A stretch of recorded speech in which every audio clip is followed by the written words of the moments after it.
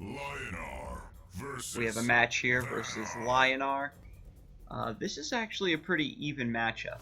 Uh, Although Lyonar does have a slight advantage, I think I can definitely make it work. This is a bit of an odd opening hand, but I did get my 3-drop Fimber Warmaster to open up with. I'm going to keep the 2 transformation cards just to deal with anything he might throw out, like a Windblade Adept, or to buff anything I might draw for my next turn. So we'll see how this goes.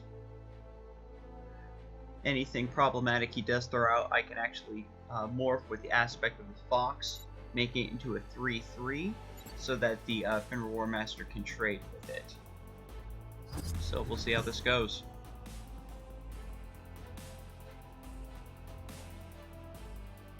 He must not have anything if he's just sitting there thinking, or maybe he's not connected right away. Usually the Lyonar opening is like a Silverguard Squire or 2 or a Windblade Adept. Or I've seen move forward into Sunstone Bracers if they get a crap first draw. So we'll see how that goes.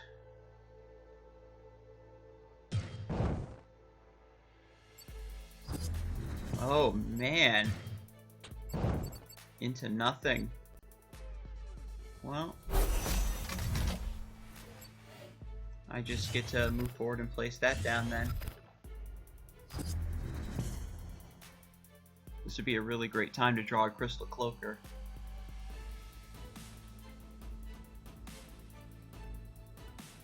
I might even replace the Snowpiercer. The problem with Vanar is they don't have any healing in faction. You have to bring Emerald Rejuvenators or Healing Mystics to keep your HP pull up.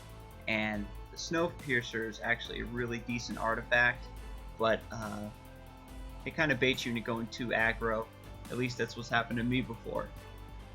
So as long as I have a really good curve, Snowpiercer helps out with just going right to the enemy general and hitting them in the face, or dealing with really beefy units. It's really good against Primus Shieldmaster or any large provoke, just to get it out of the way if you don't want to waste any of your other removal options. So we'll see how it goes from here.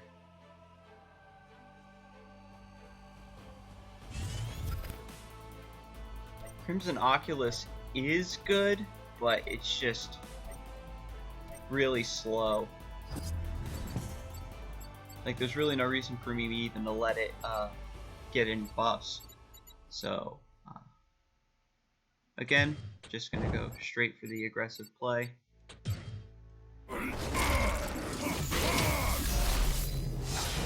Because Snowpiercer is useless if I don't play any minions. Pardon me, the Crimson Oculus isn't going to do much if I don't play any other minions for now. So he's stuck with a really low tempo, low value minion on the board. He'll be able to get that Mana Spring with it though, and just bide his time.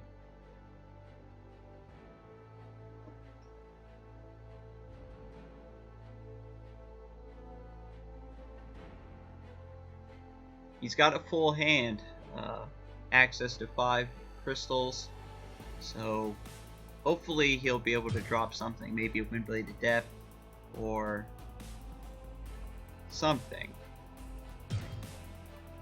Something with Provoke, perhaps. Oh, yep, he's gonna trade it in.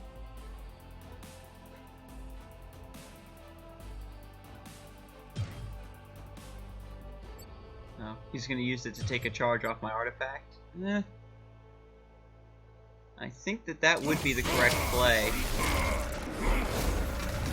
Oh, that counts as a summon! I forgot about that.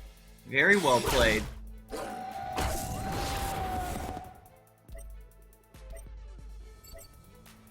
Definitely made the right choice there. Lady Locke.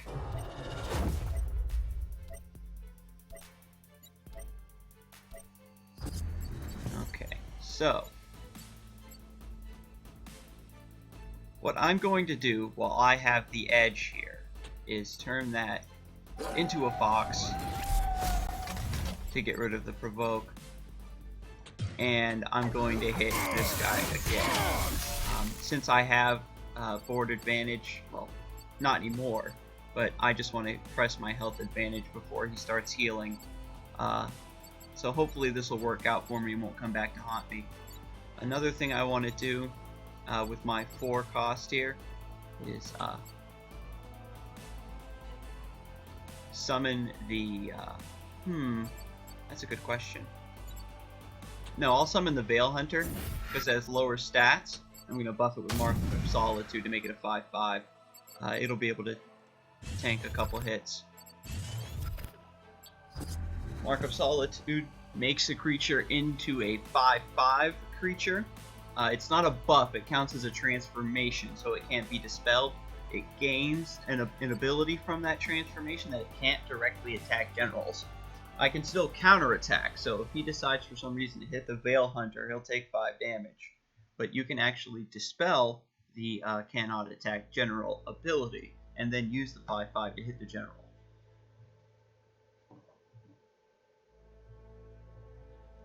So right now, because he had such a slow start, I was just able to pile on a lot of damage.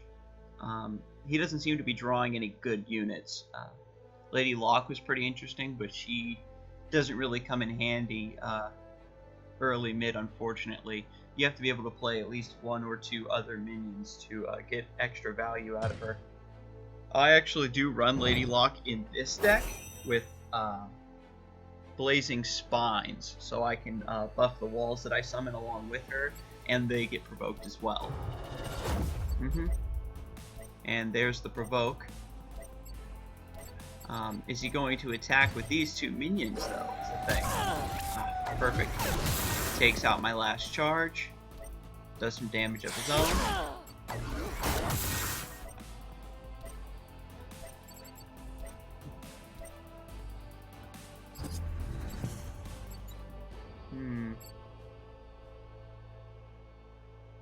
The thing here is again, the Veil Hunter can't directly attack the general. So what I'm going to do is probably...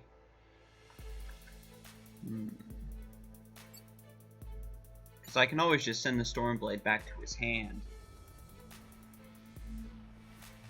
Or just swap it with the Hearth Sister, which is what I might do.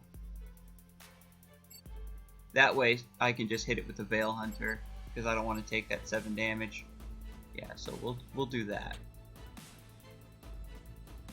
I'm gonna go Crystal Cloaker down here into Hearth Sister to switch places with it, get it out of the way down here away from my general, and we're gonna move the Veil Hunter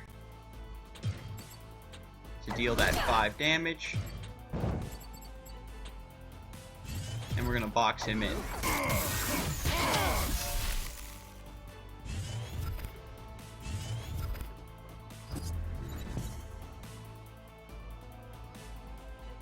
Spirit of the Wild. It's Vanar's, like, one of their best cards. It's a great finisher. Reactivate friendly minions on your opponent's side of the battlefield. Right now that would count as the Piercing Mantis or the Crystal Cloaker, letting me get 2 attacks each out of them if they survive.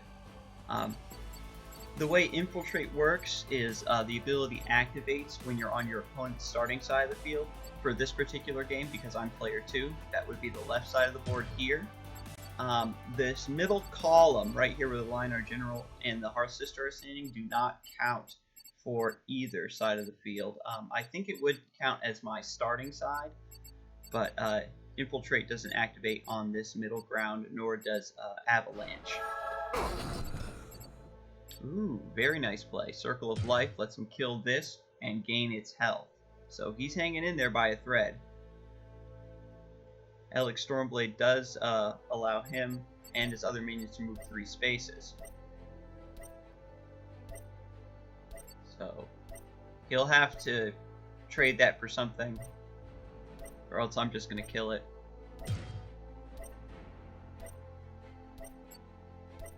Yeah, he's just going to take something out with it.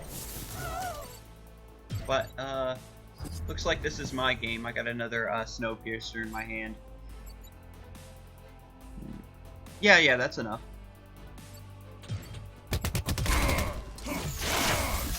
Just attack those two. And finish him.